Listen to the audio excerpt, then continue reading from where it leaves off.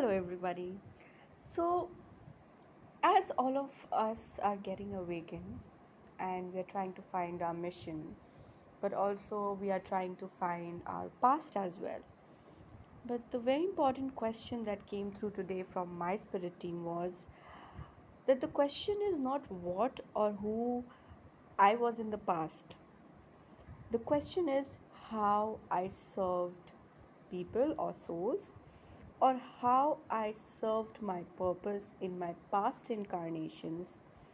Because coming to earth at this time, when a large awakening is meant to happen, us being here is not by chance. And that means we are already coming with certain gifts, we are coming with our certain capabilities, or let's say lessons done thoroughly from our past life incarnations. Maybe it was in this planetary system or in some another galaxy. So you could be a Lyran, a Pleiadian, a Syrian, an Orion, so many Mintakins. You could be anybody. But the thing is, why are you here right now? So most of the people that I have come across is that they are still struggling, like who was I, why did I do something, and especially the ones who are stuck in the cycles of darkness. They are facing a lot of challenges. They continuously say the same thing, like what karma did I do to deserve this? What is it's like they are stuck in that cycle and they are unable to come out of it, and they forget that it's just a drama playing.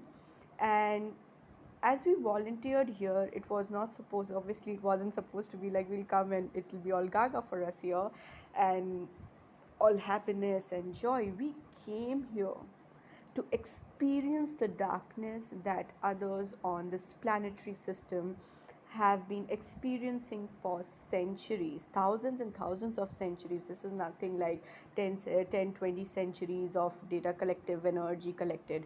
It's been for thousands of years, war and such kind of abuse, slavery, control, especially controlling the masses on this planet. Now, what happens is that because if we did not go through the experience, we would not get triggered and we would not stand up to find out what it is that we came here to do. That's when we started getting our inner calls. It's a resonance, that's like an alarm started to resonate. Many of the souls might be hearing this tick tick sound inside their head, like a clock is ticking. I don't know if it has happened with you, but in initial stages, it happened with me a lot. Like it felt like something is like a clock is ticking inside of my head. In my ears I could hear the clock again and again. Now what I channeled is, again, please only pick what resonates. So, well, for starters, why did we, like, what is all this like starters? We were created by divine father mother energy, and all of us are, okay. Even the souls who have been on this planetary system, still in the 3D, stuck in the 3D, never been to 4D 5D. They cannot even comprehend or have a vision. You must have seen that in your surrounding, or the people around you, maybe it is your family, friends, or society. They just cannot even create this vision of having a peaceful, relaxing life. We see how quick, how fast things have to be, and if there is no worry, if there is no stress, how are you going to function? And it's like we easily burn out because we need to relax, and then they cannot even imagine, they do not even have that vision. So just because they do not have that doesn't mean they do not hold that energy. They too do that, but they are still living in that amnesia, that illusion, right? And yet, by honoring and respecting that love, not all are remembering this, okay? Even for us, there was a time when all of us, when we lived in that paradise, we honored that love, we respected the love that the divine mother god, father god had given to us. And then there were fallen angels. If everybody has heard the story, that we fell from the grace, and that's how we slowly fell into the dens. And that's how our life is also here, that we had to fall to the dark pits in order to find the light. And so when you look around, you'll find most on this planet, the entire collective history or the energy of this planet is where people are continuously living with worries, stress. It's more easy for us to find such people because they're quickly grasping on. You will find people very easily finding, because of television, news, and so many other things. It's very easy today to grasp quickly on a negative event, be it war or some corruption or some kind of crime that has happened. And obviously that fills us with fear and doubts, feelings of unsafety. And it's very quickly to grasp on these negative events and continue to feed off it. And all most of the humans are doing that every day just by picking up the newspaper, right? These so called dark negative events have become the daily diet. They're not just eating food, we're not just eating food, we're also absorbing this information as the energy diet. And this is the diet many have been doing that for centuries. This is nothing new again. It's a vicious cycle where humans feed themselves such energy, and then it creates murky dark energy on the collective. Like, it's like storing the data. So one computer, it's storing data, and then a virus creeps in, and now this computer is corrupted. And now let's say this computer is attached to many more computers, and all these computers are now attached to a main mother computer. So you can imagine this is how the hierarchy is. You as an individual, then you're connected to your family is connected to the society is connected to the nation is connected to other nations. And that's how you, it's like a pyramid of hierarchy, and at top everybody is connected. And therefore there is a collective information energy exchange. And what happens is that on top level, when you see on the collective, on the planetary level, you see that this has become the source of fear, and it's become the source for darkness. And it is abundant food for it to grow, and therefore control. Therefore it doesn't want you to leave. It wants your entire, they want that entire grip over your soul, because soul is light, it's energy. And the more murkier it gets, more duality, it falls more into duality, more confusion, more doubts, more separations is going to create a large vacuum. Many of us kept feeling a large vacuum. And as I meet more people, I realize that this vacuum feeling, that there is a huge gap, like something is missing, is present in everybody. Continuously everybody is living with that vacuum, and they're like, something is missing, there's a vacuum, and they don't know what to do, they don't understand it at all. Now what happens is that because it is abundant, so fear and darkness is still feeding. Now let's say basic things like on daily spending every moment in that fear can be of having enough wealth or having a good health. You see that today, in the name of fitness, many people are becoming fitness freak. I recently met somebody, and he said that he measured his food on the scale, and he ate only that much because in his family something happened, and they sort of revived the person, family member, but it kind of created fear in this guy, and that's why he came into that. There's no judgment, but what I'm trying to say is that it's okay. He's dealing with this. It's kind of a trauma that he has gone through, but it's just that he is suppressing it by taking more cautious step towards his health. So we cannot say anything, but the thing is, you start to see these fears, right? Fear of losing my beauty, or feeling of fear of what if I lose this place where I'm living in, or fear of job, fear of security, fear of life. There's so many people that they fear for their life, like if they go out and something happens. Like I remember after getting eve teased, I till now I think I still do not walk on the road uh, all by myself. I'm still very fearful. I still carry those scars, and there are many more, and all of us carry that, because it's something that has not been dealt with for many centuries. And fear of being abandoned. Look at the number of abandoned children. Today we have so many orphanages, be it for young children or for old people, abandoned souls.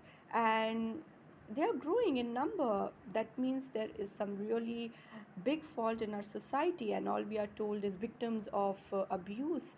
And look at the numbers again.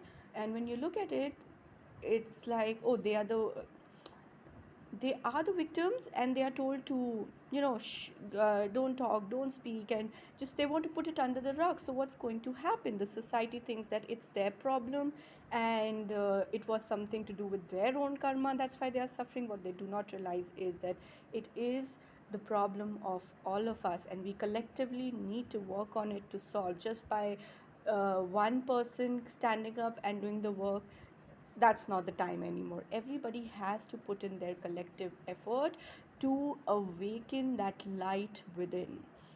So, and you must have heard the word FOMO, right? And how quickly everyone adopted to it. So, as why are they adapting the word FOMO, fear of missing out? Because there's a very deep connection of energy within themselves, and that's why this word just everybody says, oh, I am having FOMO. Oh man, you must have seen the Instagram, Facebook posts like FOMO, hashtag FOMOs everywhere. So on another hand, it's hard to find people with who have this lens, this perspective of, from their eyes, the vision of seeing this world is of hope, of peace, of love, or perhaps that this is heaven in itself. We don't need to find heaven somewhere out there. Heaven is right here. Very few people, and such people are not available within the systems, because these systems are heavily controlled by fear, by the darkness. And therefore, what happens is that such people have been outcast. You just pick up the history. Okay, all these people who could hear the spirits, or who were connected to nature. We know the genocides that have happened in Europe, and so many burnt at stake. There are so many examples. These are just the major ones. And these were these were either, back then they did not have mental hospitals, so they will put them outside the village borders or the town borders, so they are living on the outskirts of the society.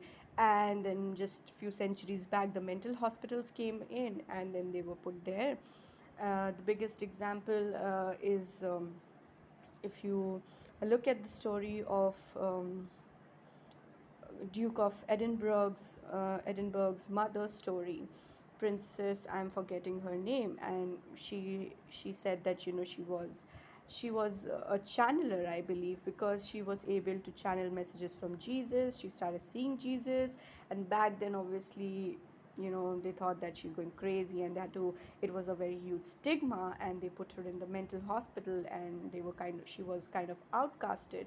But you see that after going through such a life of being stuck in mental institution, going through experiments and everything, once she came out, she started serving people, and today she's no more, but the energy is still there, and she is like a mother who provided for these abandoned souls, and she's very much loved and honored by those people, where she finally settled and created her own foundation where nuns would serve. She stayed right between war zones and served people. So her story really captivated me, and this is one story I'm sharing. There are obviously many more.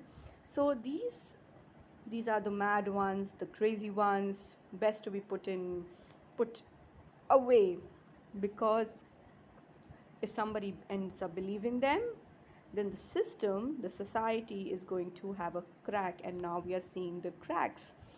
In past centuries, many advanced souls who incarnated here served their missions, sacrificed their own light and love to leave their energy for future seeds that were to come. So no matter how traumatic lives they had to go through, how much suffering they had to go through, it was definitely very scary back then. But the thing is, they left their energy imprint, because if they did not come here, if they did not do that such tou- tough missions, they would not have been able to leave behind the energy portals that they brought with them in their soul. It's like the codes were in their energy, in their soul. And even though the human life had to go through a lot of suffering, maybe they were in the war zone or whatever ways they lost their lives, they were harshly punished, but they left their energy codes for the future generations, the future seeds who are meant to come, that is you and me. Because when we, just by reading the story of such advanced souls, of how they went through those lives and struggles and still left the energy of hope, peace, of sinking in with the nature, still following, still dedicated to their spiritual mission, you are going to realize that when you just read, you kind of absorb the energy. Because if they did not come and leave behind those stories through their lives, we would not get triggered. And because of that trigger, many of the light workers, star seeds, we started to identify that there is a light, there's a fire, there's a flame within us. And it's kind of because of all those past, it's like on a big time scale, like, timeless, infinite time scale. These are the seeds that were dropped for centuries, millions of centuries perhaps. And even, let's say, from the time of Lemuria, or even Göbekli Tepe, or more far civilizations that we don't even know of, right? They all left their energy imprint over here. So all of us have a role to play, big or small. That's not the point. The point is that we are here to create something. We are here to destroy this old system and create a new society, a more peaceful society, a loving society in our own ways. So you will know, like, certain stories will captivate your interest, you will deeply get engrossed in them. And this is something that is kind of connected to your soul story. So when you, like, let's say, if you are attracted to the story of Joan of Arc, she started hearing these spiritual messages, and she went forth and she fought, and then obviously she was put at stake and burned. And then let's take Mother Teresa, how she served people, or Florence Nightingale, or there's so many examples, right? And when you read their stories, you see, you kind of start absorbing the soul, the light codes that the soul had. And because it kind of resonates with the soul codes that you are carrying, it's like a spark, right? It's a spark that ignites you. It ignites something within you. So this was like, therefore, our light had to get dimmed, because we had to go through this 3D experience. And this is for those people who keep saying to me that, like, why I'm going through such a life and so much of darkness, or why, like, I just feel like I don't want to live anymore, and what is the purpose of my life. The purpose is, why you have to live this life is, you hold something very precious, but you had to go through that 3D experience of what the other souls have been going through in this 3D dimension. Because if you did not go through that experience, you have to go through that raw pain, that feeling of, of, how do I put this, but I hope you understand, like, there is no escape. You feel at times like there's no escape, and you're going to give in, or something is going to happen. It's better to end your life. I get it, but hold on. Just listen to me. Hold on. This experience that is created for you. It's going to trigger you, it's going to bring up your own shadow aspects, your own traumas that you have gone through, because you yourself need to go through certain healings. And once you go through sto- that that life, there will come a point where you will be like, no more, and I want to create something different. And then that's how you're going to push yourself up the hill until you burn the flame on the hilltop for others to follow that. So the desire, because of those experience, you are now in this phase of getting into the desires to expand your energy for more peace, for holding more peace, love, hope. And if you are having these experiences, this deep down desire to create a life which is more balanced, with peace, with love, with harmony, abundance, right?